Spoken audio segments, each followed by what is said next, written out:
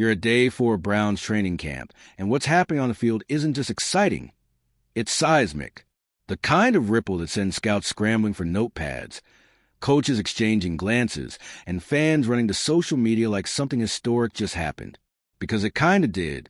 Shedeur Sanders, the so-called camp arm, the fifth-round curiosity, the quarterback some insiders dismissed as just a project, lit up the field in a way no one could ignore.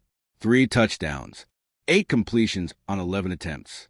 If you're into the real story and all the messy twists they don't show on highlight reels, go ahead and subscribe. And if you're sticking around to see how this Browns QB chaos plays out, you should definitely be subscribed. Red zone mastery. And more importantly, a level of command that felt more like a 10-year veteran than a rookie with something to prove. From the opening reps, you could feel the energy shift. It wasn't just that Sanders completed passes. It was how. His first throw of the day was a laser between 2 collapsing defenders, hitting his tight end on a timing route that only worked because Sanders anticipated the break before it even happened. That kind of timing is rare. For rookies, almost unheard of. And the touchdowns? Each one told a different story. The first came off a play-action bootleg, where Sanders had to evade an incoming linebacker, reset his feet, and hit a receiver dragging across the back of the end zone. It was clean, crisp, and creative. The second was a high-lofted fade against man coverage, one of the toughest throws for a young QB. The third, a bullet on a slant route in a collapsing pocket, with defenders all around him. It wasn't just execution. It was execution under fire. You could see the reaction, too. Players weren't just patting him on the back. They were hyped. Running backs were chest-bumping him. Linemen were dapping him up. Even defensive guys were nodding their heads like, all right, he's for real. But maybe the most telling thing? The coaching staff started moving reps around. Midway through practice, Dillon Gabriel, who had been sharing time as a presumptive number 2, started seeing his reps decline. Not completely removed, but definitely reduced. And in his place, Sanders, taking more snaps against the first-team defense. That's not a coincidence. That's a test. And he passed. In red zone drills, where space shrinks and pressure multiplies, Sanders completed 8 of 11 passes. His throws weren't just accurate. They were decisive. One of his best came on a check down, where he scanned 3 reads, waited for the linebacker to clear, and delivered a low dart to the tight end right at the pylon. Coaches dream about that kind of decision-making from rookies. Off the field, the buzz only got louder. Dan Orlovsky went on air calling Sanders the most NFL-ready quarterback in Cleveland's camp, and insiders started whispering that the Browns might be rethinking their depth chart faster than expected. You could feel the fan base start to turn. At training camp, chants for Shedeur, Shedeur broke out during team drills. The crowd, casual and diehard alike, could tell they were watching something different. This wasn't just a kid with a big name. This was a quarterback with real, unfiltered NFL upside. And while the numbers were flashy, what truly stood out was the intangibles. Sanders moved like a leader. He didn't just high-five his guys. He was correcting spacing, encouraging practice squad receivers, and making eye contact with his offensive line before every snap. It was subtle, but it screamed maturity. What's even more remarkable is how he's elevated himself despite being placed in a developmental track. He's been throwing routes to equipment staff, not WR1S. His reps have often come with the third-team offense, against a mix of defenders playing at half speed or desperately trying to make the roster.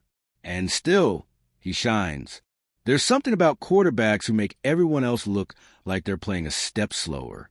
Sanders is doing that, even when surrounded by chaos. And don't forget the mobility. On one broken play, the pocket collapsed immediately. Sanders tucked the ball, sprinted toward the sideline, pump faked to freeze a linebacker, and then delivered a rope 20 yards downfield, off one foot. It was Mahomesian, not in flair, but in control. Not panic, precision. That versatility matters.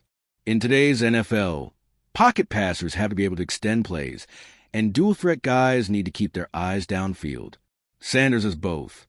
His ability to run when necessary without relying on it makes him dangerous in ways that standard backups can't replicate. Of course, the Dillon Gabriel discussion isn't going away. Gabriel has had a solid camp, efficient, textbook, and safe. But where Gabriel looks like a fill-in, Sanders looks like the future. And that's the crossroads the Browns now find themselves at. Because while the plan might have been to develop Sanders slowly, stash him on the depth chart, and let him learn from a distance, his performance is forcing hands. Coaching hands. Front office hands. Even ownership hands. Jimmy Haslam, by multiple accounts, is already in love with the kid. The brand. The buzz. The production. It's a package. And in a market like Cleveland, where fans are starved for hope at quarterback, it's a package that sells. But here's the real question. Can you deny what the field is telling you? Because no matter what the depth chart says, practice film doesn't lie. When the offense is crisper, the receiver's more engaged, and the sideline more electric with Sanders on the field, it tells you something. And for a league that insists the best player will play, you'd better believe that players in the locker room are watching, too. They know who can ball. They see it every day. And they know that when a guy earns it, he should be rewarded. Otherwise, the whole system starts to feel rigged. So what happens next? Preseason. That's where all the whispers and hot takes get tested. The Browns' first preseason game is now shaping up to be one of the most important in recent franchise memory. Not for wins or losses, but for clarity. If Sanders goes out under the lights and does what he's doing in practice, it's going to be hard, really hard, for the Browns to keep him buried on the depth chart. And if he struggles, well, the league gets to breathe easy. The status quo survives another week. But let's be honest, the status quo is shaking. Because fans have seen something now. Coaches have seen something. And you can't unsee it. What happens when a rookie with everything to prove starts knocking down every door in front of him? You get moments like day 4 of Browns training camp. And if this keeps up, you get a quarterback controversy. Not the kind built on media narratives or clickbait. The kind built on performance. The kind that demands answers. The kind that might finally bring the Browns the kind of quarterback they've been chasing for decades. Shedeur Sanders isn't waiting for permission anymore. He's taking the moment, and Cleveland better be ready. By the time Day 5 rolled around at Browns training camp, the buzz surrounding Shedeur Sanders wasn't just chatter. It was a full-blown frenzy. Fans showed up early, squinting down the sideline with phone cameras ready, hoping to catch the first glimpse of the rookie quarterback warming up. Every flick at his wrist, every nod to a receiver, was documented like gospel. What started as a curiosity had morphed into a movement. And while the coaching staff might have hoped to keep things business as usual, the tone of practice said otherwise. This time, Shedeur wasn't buried in third-string reps or lobbing balls to undrafted receivers. He was rotating him more frequently with the second unit, and on a few surprising series, took snaps alongside the projected starters. No official announcement, no dramatic reveal, just an undeniable shift, one that said, "We see you," and he didn't disappoint. On his first drive in 11-on-11s, Shedeur orchestrated a methodical march down the field. 5 plays, 3 completions, 1 15-yard scramble, and a touchdown laser to the back corner of the end zone. The throw was placed with such surgical precision that even the defensive backs, mid-jog back to the huddle, gave each other those subtle, that was legit nods. The kind of throw that says this wasn't a fluke. This was command. Meanwhile, Dillon Gabriel struggled with timing. A few short hitches behind his receivers, a red zone misfire, and a near pick that had the crowd audibly gasp. Not disastrous, but not enough to silence the growing comparisons. And comparisons are poison in quarterback rooms, especially when one guy is rising and the other is treading water. But the drama wasn't just between Sanders and Gabriel. Over on the sideline, Deshaun Watson was locked into every throw Shedeur made, arms crossed, jaw tight, watching. It was a look of a man who knew the spotlight might not stay off him for long, despite the guaranteed money. Because in the NFL, you can't buy silence forever. Not when a kid in the rearview mirror is making noise with every snap. Inside the facility, tension simmered. The coaching staff, particularly offensive coordinator Alex Van Pelt, was said to be impressed but cautious. He'd seen training camp darlings flame out before. He wanted more consistency, more time, more tape, but even he couldn't deny the flash. The uncanny ability to see windows before they opened, the pocket presence, the effortless rhythm that Sanders brought to a playbook designed for structure. He didn't just play within it, he stretched it. Head coach Kevin Stefanski was stuck between a rock and a rocket ship. On one hand, his system was built to be QB-friendly, plug-and-play, dependent on timing and intelligence more than raw improvisation. On the other hand, Shedeur was doing something no coach wants to admit. He was freelancing just enough to make the plays work better than they were drawn up. That's a gift, or a threat, depending on your job security. And then there was the elephant in the room, Andrew Berry, the GM and architect of the quarterback room that was quickly turning into a live-action referendum on front office decisions. He'd invested capital, real and reputational, in Dylan Gabriel and Kenny Pickett. Shedeur was a Haslam pick, a late-round swing, a political wild card. And now, he was making everyone else look like background noise. After practice, media questions came in hot. Stefanski deflected. All of our quarterbacks are getting valuable reps. We like what we're seeing across the board. It was the kind of line designed to cool the fire. But the problem was, the fire wasn't internal anymore. It was public. Fans were chanting Sanders' name during drills. Local radio hosts had dedicated entire segments to breaking down his footwork. ESPN had dispatched a segment producer to Cleveland. This wasn't depth chart filler behavior. This was buzz. And buzz in the NFL is a currency you can't control once it starts circulating. That night, inside team meetings, something shifted again. Shedeur was called on more than usual in the QB room. Asked to lead film breakdowns. Asked to diagnose coverages on screen. His answers were quick, confident, clean, and every time he spoke, a few more heads turned. It's not just about being right in those moments. It's about owning the room. That's what quarterbacks do. And Shedeur, he was doing it. Back in the hotel later that evening, players scrolled social media. The practice clips were everywhere. Sanders' tight spiral into double coverage. His scramble and reset touchdown throw. The subtle pump fake that froze the safety just long enough to create separation. It wasn't just fans hyping him up. It was former NFL players, analysts, quarterback coaches chiming in to say, this kid gets it. Meanwhile, the divide in the building was growing. Haslam was reportedly energized. The idea of Sanders as a homegrown breakout star had dollar signs dancing in his head. Jerseys were already moving. Ticket sales had spiked. The business side of the Browns was ready to ride the Sanders train full speed ahead. But Berry saw risk. A rookie thrown into the fire too early. A volatile situation if Pickett returned healthy and wanted his job back.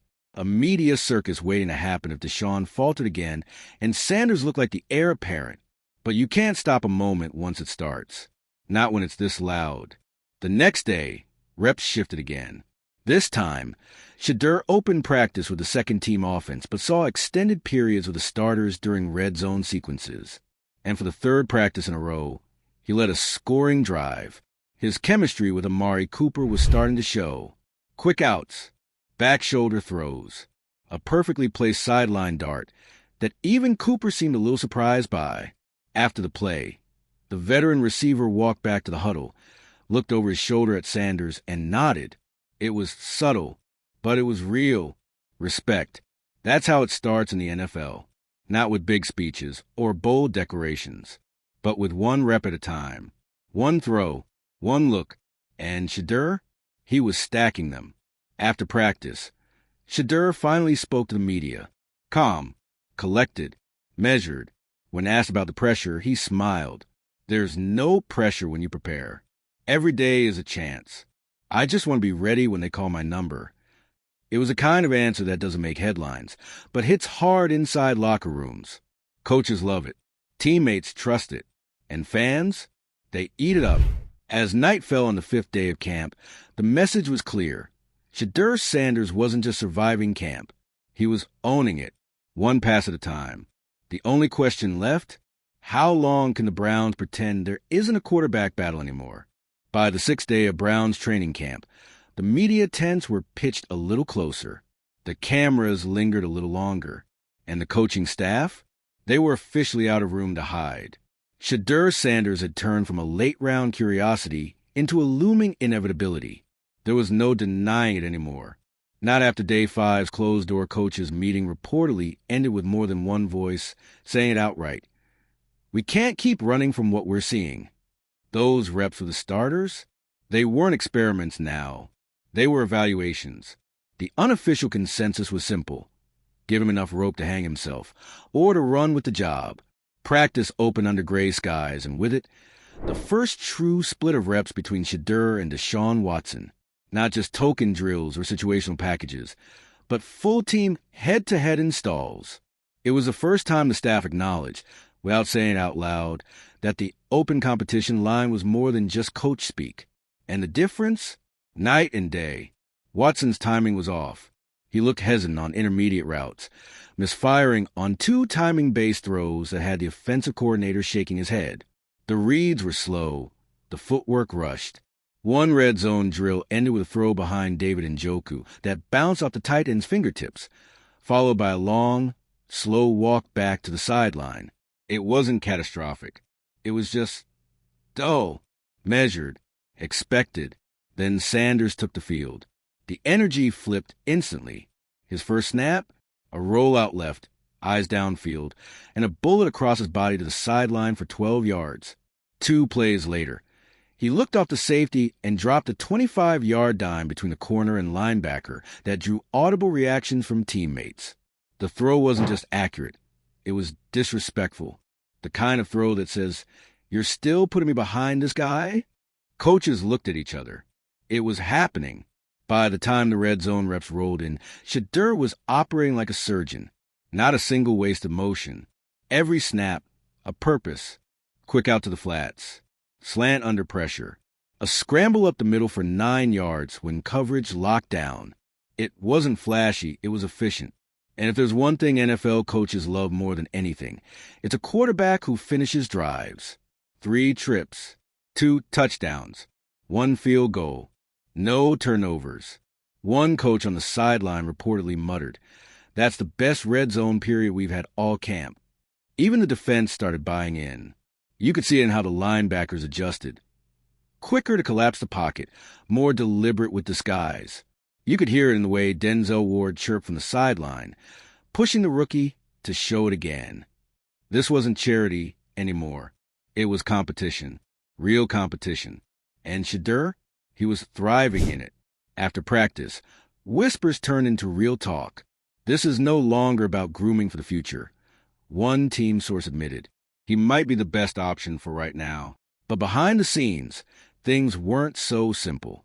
Deshaun Watson's contract loomed like a thundercloud. The $230 million fully guaranteed deal had locked the front office into a financial marriage that wouldn't be easy or politically simple to untangle. Even the hint of a demotion would trigger media speculation, locker room tension, and league-wide headlines. Andrew Berry, the general manager, reportedly paced the sideline during practice, quiet but visibly tense. He knew what was at stake. If Sanders forced their hand, Berry would either look like a genius for drafting him or a fool for the veterans he'd propped up to block him. But Jimmy Haslam? He was watching like a man who already knew how this ends. Word spread that the Browns' owner had personally pulled Stefanski aside and told him, "Play the best guy, no favorites." It sounded like support.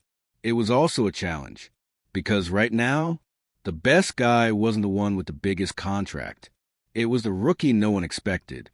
Later that night, as team meetings broke out into positional huddles, the quarterbacks gathered for what was supposed to be a quiet film review, but the tension hung in the room like humidity.